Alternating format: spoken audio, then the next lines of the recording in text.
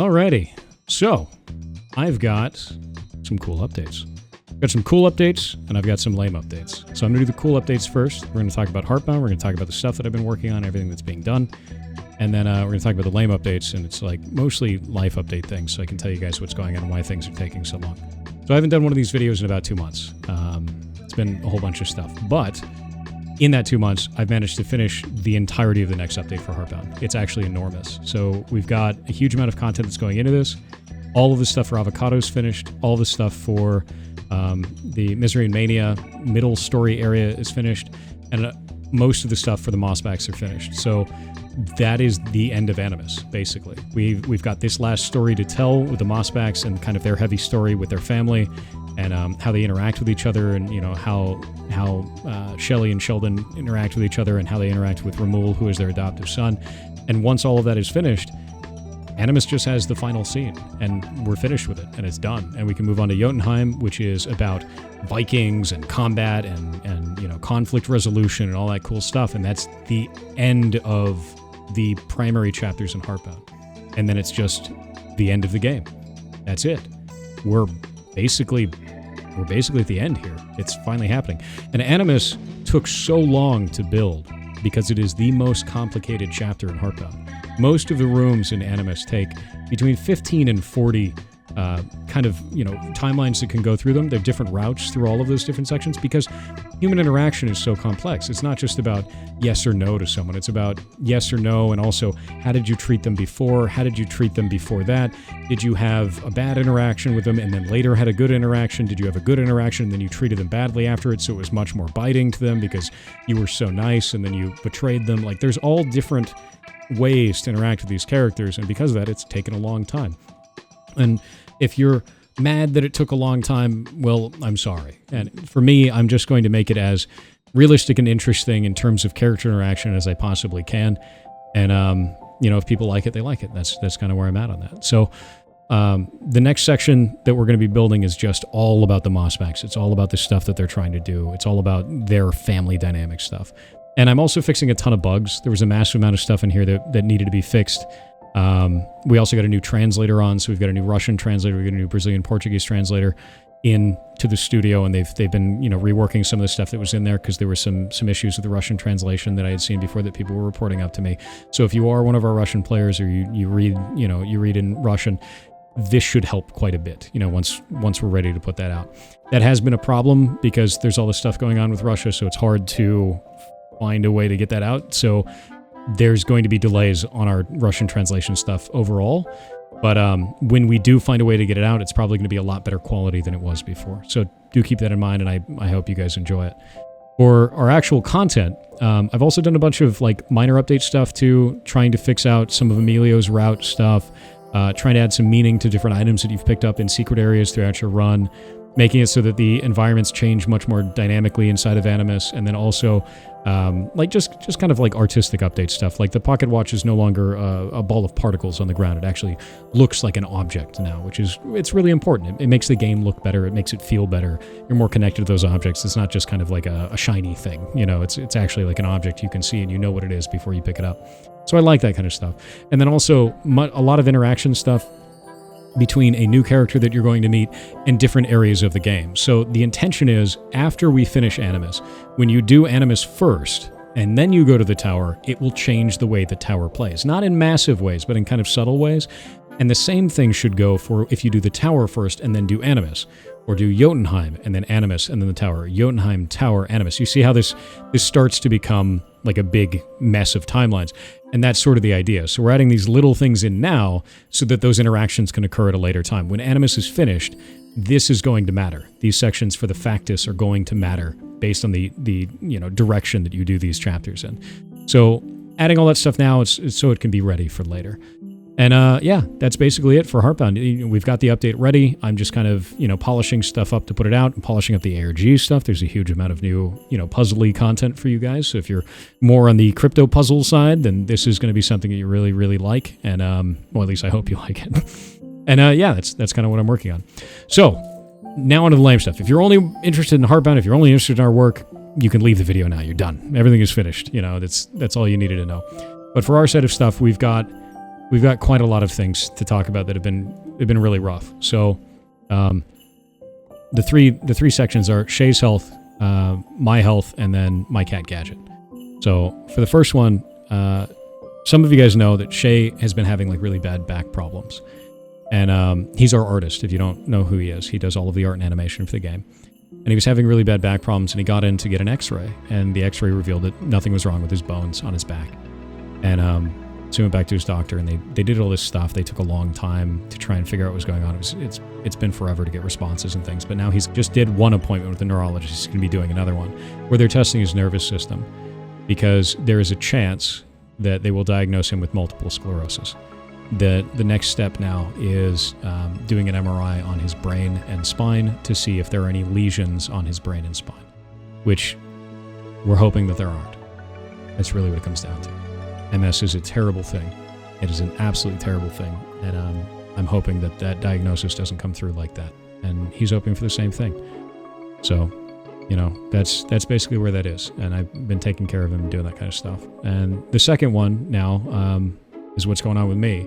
So about 2.5 months ago, which is a little bit after I started making the last video came out, my face started hurting right about here, right above my tooth. It felt like the molar was just kind of like in a bad toothache that you've got. Well, I go into the dentist, and the dentist does a 3D X-ray, and they're like, "Your tooth is fine. There's nothing wrong with your tooth." I was like, "There's no way. Like, the molar feels like it's on fire. How could that be? If you have a hurt tooth that badly, you've clearly got like a toothache or a tooth infection of some kind, cavity." But no, it was not the tooth. So they sent me with a bunch of antibiotics. So they sent me antibiotics, and they sent me home. And the antibiotics worked just a little bit, not like a huge amount. And I was on them for about 10 days, and then they sent me in to my doctor again because they were running out and it wasn't working. Doctor sent me to an ENT, which is an ear, nose, and throat doctor. Now, an ear, nose, and throat doctor is meant to check like the sinuses, check your throat, and ears, anything that's like in the head area, like all the holes in your head, right? And they got me a CAT scan, which scanned the inside of my maxillary sinus and then my upper sinus is up here because the pain is like all around my eye like that. And nothing was wrong, literally nothing. They can't find anything. So I go back to my doctor. Doctor gets me an MRI. MRI, they put you in a tube, they put a cage over your face, and then you have to stay still for 40 minutes, which is the most itchy thing on the planet, by the way. So I stayed in there for 40 minutes, did the whole thing, and they determined that there's nothing physically wrong that they can find. So my doctor has diagnosed me now with what's called trigeminal neuralgia. There's a nerve that goes like this on your face. It's a trigeminal nerve, 3-prong, right? And it comes out of your brainstem, goes to about here. This piece and this piece, the top two ones, are misfiring, and we don't know why. And I'm just in constant pain. So they've put me on gabapentin, which is a nerve, basically it makes the pain stop, like nerve pain stop. 300 milligrams of gabapentin 3 times a day, which is a lot. It's a huge amount, and it makes me really tired and basically a potato. And when it's not working, when I'm in pain, then I'm just really grumpy, is what it comes down to. So it sucks. It sucks. And to be grim for a moment, the way that it feels to explain this isn't just like a slight pain. It is like you have worms in your bones that are made out of fire.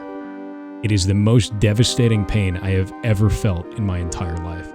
And the only time that I don't feel that is when I take the gabapentin that they gave me, which is, dude, I wouldn't wish it on anyone. It is a horrible feeling. And I hope that we can find out what the hell is causing this. And I have to go to a doctor on the 18th. So in 18 days from now, I'm going to go to a doctor and we're going to do additional tests to see if we can find out why this is happening. Because dude, it sucks. Like there's no way around that. So yeah, that's what's going on with me. And the last one is, if you don't like hearing about like animals in stress, just turn the video off here. It's a lot, man. So I have a 20-year-old cat named Gadget. She's 20. She's an ancient animal. And to be clear, she's okay. She's all right. But this was rough. I walked into the kitchen because I was going to go get a snack, and she was in the middle of the floor with her head turned at like a really weird angle. It was like almost all the way backwards, and she wasn't moving. And I thought she was dead. I thought that she had broken her neck and died on the floor. And in reality, she was having a seizure, really, really bad seizure. And I'd never seen an animal have a seizure before in my life. I was not ready for that. I wasn't ready for what was going on with her. When a cat has a seizure, they start biting the air, and her eyes were just super wide, and her pupils were just like the size of her eyes. And she was just shaking the whole time. And I thought she was dying. I didn't know what the hell was going on. So immediately I went and got Shaye. We got her into the bottom half of her cat carrier and then took her to the emergency vet. I think the whole thing took about 25 minutes. I wish I could have been faster than that, but that was about as fast as we could go. And we got her in. They took her. They immediately stabilized her, and they saved her life. And that's really it. It really messed me up. There's nothing worse than seeing your pet in distress. You know, so they had her for about 4 or 5 days, and then they got her to a state where she could eat again, and then they got her to a state where she could come home, and now she's home, and I have to have her under constant care. I have to hold her all the time. I have to monitor her all the time. She's on 4 different medications for like the seizure and everything like that, and what it came down to is she had a stroke. She had a really massive stroke, which is she had a blood clot in the brain. So they've got her on all these different medications to try and fix that. And the fact that she is alive is absolutely insane. And the fact that she is able to walk is doubly so. And she's able to walk. It's not very good. She's got weakness in the whole back half of her body. And she doesn't walk very well yet. But we're hoping that comes back because she's made so much progress in even just a week. And yeah, so I haven't been streaming. I haven't been working for about, I'd say about 7 days now.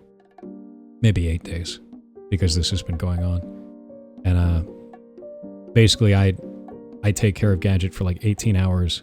I sleep for like 6 hours, and during that 6 hours, Shaye is taking care of Gadget. We just have to keep Gadget monitored the entire time just to make sure that if she has a seizure again, we're there with the, she's got a syringe with a rescue medication that will save her life again in case that happens. And then she has the seizure, we get her with the rescue medication, we take her to the vet immediately, and she won't die. At least that's the idea. But that's it. That's really it. It's just taking care of my cat. And I'm amazed she's still alive. So if you're upset that stuff hasn't come out, if you're upset that I haven't made these videos, I understand. Sorry. But to not mince words about it, this is the worst 2 months I think I've ever had in my life. And it's not going to stop me from making this game. It's not going to stop me from, you know, building things in the future. It's not going to stop me from doing anything in the long run.